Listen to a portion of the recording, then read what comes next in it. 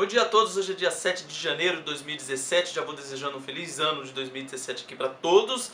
Não gravei antes porque eu estava lá em Santos, para quem acompanhou aí, lá eu não tinha internet, nem computador, nem nada, então fiquei esse período aí sem gravar nada. E começando, hoje, voltando às atividades, eu queria falar hoje a respeito de fazer um vídeo aqui para você refletir a respeito de uma coisinha aí, que foi o suposto massacre do Carandiru.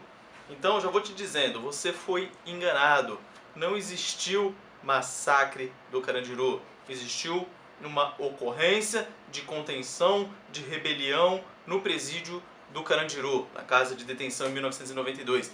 E por que eu digo isso? E eu quero que você reflita a respeito disso, se por acaso você acha que a polícia chegou lá matando todo mundo. Eu queria falar aqui alguns dados e fazer um paralelo com essa rebelião que teve lá em Manaus, agora em Roraima, esses últimos dias, que morreram lá uma porrada de presos. O Carandiru, ele tinha, em 92, mais de 8.000 presos, então ficava oscilando entre 7.000 e 8.000 presos no complexo inteiro. Só no pavilhão 9, onde ocorreu aí o suposto massacre, haviam mais de 2.000 presos, e todo mundo insiste em falar que os presos do pavilhão 9 eram os mais jovens e inexperientes, como se fossem pessoas boazinhas que caiu numa errada e foi pro pavilhão 9. Não era bem assim. Lá tinham os ladrões jovens e, por ser jovem, inescrupulosos, maldosos e terríveis estavam lá no pavilhão 9. É só você comparar com os presos menores de 18 anos aí presos nas FEBEMs da vida aí, nas Fundações Casa.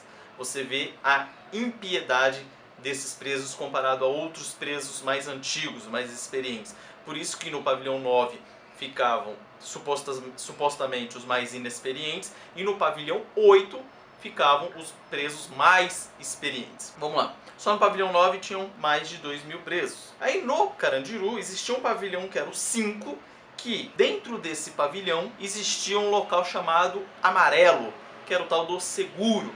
Ou seja, estupradores, jurados de morte e tal, com medo de ser morto pelos outros presos, pediam seguro. E aí iam ficar nesse pavilhão 5, que andar que era mesmo? Terceiro, aliás, no quinto andar. No quinto andar do pavilhão 5, era o chamado Amarelo, que tinha na época de 500 a 600 presos, só nesse quinto andar, eram os ameaçados e tal. No terceiro e quarto andar desse mesmo pavilhão 5, ficavam os estupradores e justiceiros, e eles colocavam a administração do presídio colocava os dois lá para eles se garantirem aí quando houvesse, por exemplo, alguma rebelião, porque em rebelião de presídio, primeiro local que os presos vão é no seguro. Pintou a rebelião, eles invadem o seguro, matam gente, os ameaçados, matam os estupradores, matam todo aquele pessoal ali que está no seguro. No livro Estação Carandiru, escrito pelo médico Drauzio Varela, ele vai falar lá na página 34, a respeito do 9º pavilhão, o seguinte: a alta concentração de jovens impetuosos é responsável pelas frequentes confusões criadas no pavilhão. E aí ele pega um depoimento de um criminoso chamado vulgarmente de Majestade, inclusive tem até no filme do Estação Carandiru, para quem não assistiu esse filme, assista lá, tem a figura do Majestade, que o Majestade estava preso no 9º e dizia o seguinte, abram aspas: em nenhum dos dois, isso ele está comparando o 9 com o pavilhão 8, tá? Que é o pavilhão com os presos mais experientes, o 8. Em nenhum dos dois pode pisar no ovo, só que no 8º pavilhão é você mesmo quem coloca o ovo, no 9º são os outros, e ainda espalham sabonete no chão para você escorregar. Ou seja, para você analisar se realmente só tinha pessoas inexperientes no pavilhão 9. Então aí você já vê que você foi enganado. Vamos lá, continuando no seu engano aí. No Amazonas tinham 1.200 presos nesse presídio aí onde deu perereca. 1.200 presos e morreram 60 presos. Em Roraima, o presídio lá tinha mais de 1.400 presos e morreram 31. No Carandiru, os policiais que estão... todo mundo pinta como 111 mortos pela polícia no massacre do Carandiru, certo?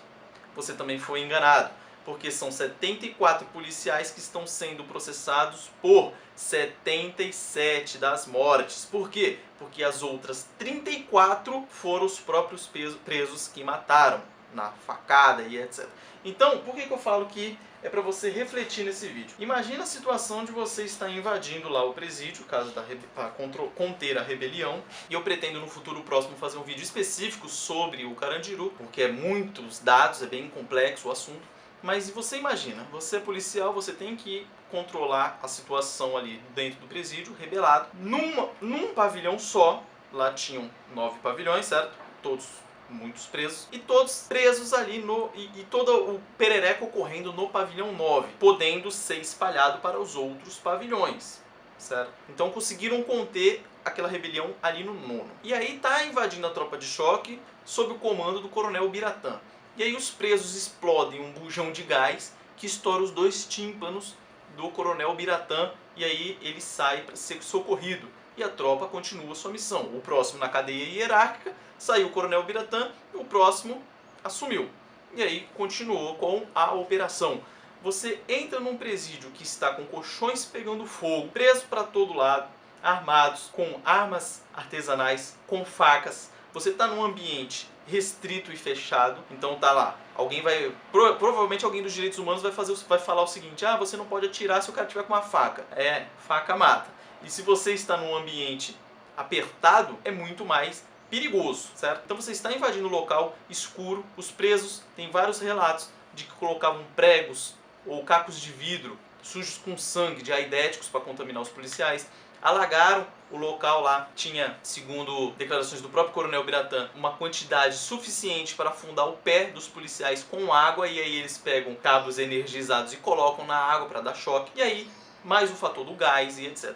Aí você pensa comigo, os presos já tinham matado 34 dos próprios presos. Aí não sei se aconteceu, mas cabe a gente pensar, se você está entrando no presídio, tem lá 5 presos matando um, você vai lá e mata os 5 presos, então a polícia matou mais do que um, certo? Será que não pode ter acontecido uma situação dessa? Para refletir, como eu já disse, para refletir.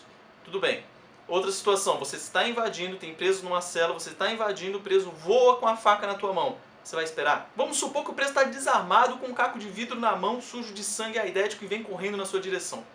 Você vai deixar ele te agarrar e te passar um caco de vidro? Ou te morder todo sujo de sangue?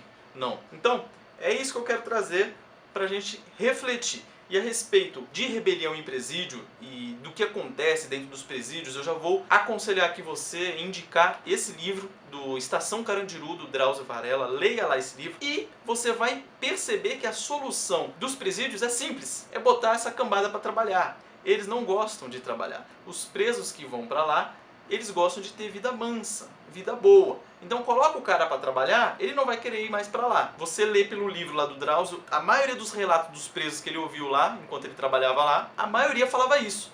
Doutor, eu não trabalhava lá fora, vou trabalhar aqui dentro do presídio? Vou nada. Resumindo, não gosto de trabalhar. Eu ainda vou gravar um vídeo aqui, pretendo, falando sobre as espécies, categorias de criminosos, mas isso mais pra frente. Mas a grande maioria é assim, não quer trabalhar. Aí bota pra trabalhar pra você ver como soluciona o problema, beleza? Então é isso que eu queria falar a respeito aí fazer esse paralelo do presídio que teve lá em Manaus, junto com a ocorrência aqui do Carandiru.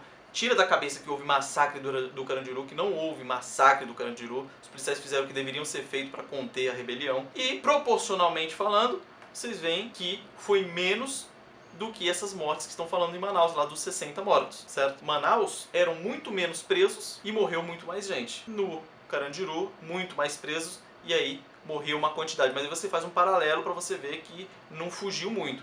E aí o que estão metendo o pau nos policiais militares do Amazonas? Falando que deixaram o perereco ocorrer. Tá rolando um áudio aí no WhatsApp de um policial falando o que aconteceu, que eles foram...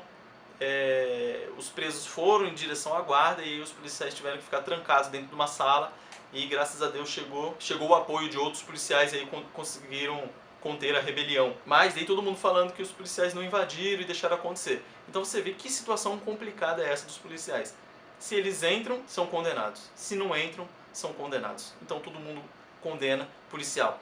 Então para com essa mentalidade de querer colocar sempre a culpa no policial e veja quem realmente é o culpado. No caso aí, os próprios presos. Beleza? Forte abraço.